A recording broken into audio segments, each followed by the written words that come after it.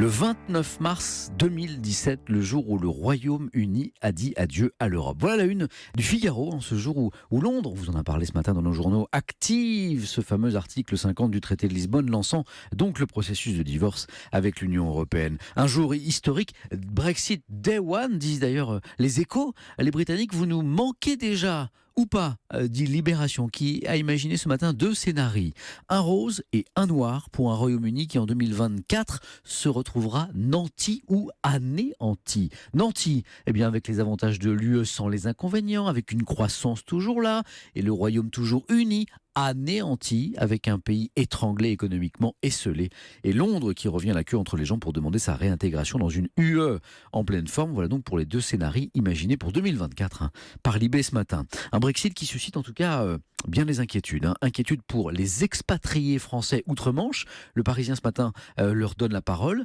mais aussi pour les Anglais qui ont décidé de vivre en France, en Espagne, au Portugal. Les déracinés du Brexit, c'est ainsi que La Croix ce matin les nomme en sa une. Et puis, décidément, beaucoup d'inquiétudes ce matin dans vos journaux. L'Opinion a ainsi imaginé ce scénario noir qui menace la droite française. Imaginez donc Marine Le Pen au second tour, battue certes par Emmanuel Macron, mais pas à plat de couture. Non, avec 45, 46, 47% des voix, notamment parce que de nombreux électeurs de droite se seraient reportés sur elle. Alors, comment dans ce cas empêcher une recomposition de la droite autour de Marine Le Pen? Voilà la question que pose ce matin l'Opinion, et la disparition du Parti des Républicains dans cette grande recomposition.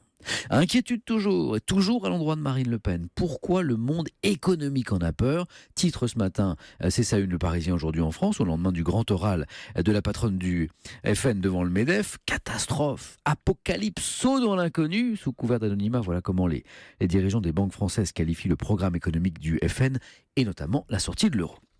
Ce matin, en sa une, plutôt que Le Pen, c'est Emmanuel Macron qui inquiète toujours inquiétude. Le Figaro estimant que le doute grandit sur son projet économique. Pour Le Figaro, Macron, c'est le grand flou de nouvelles dépenses, pas les grandes réformes dont le pays a tant besoin. Pour Le Figaro, Macron, c'est l'homme qui marche immobile à grands pas. Enfin, Pénélope Fillon est à la une du Canard enchaîné, mise en examen après son époux. Pénélope à qui le Canard fait dire « François et moi, on a toujours fait 50-50. » Pas mal. Voici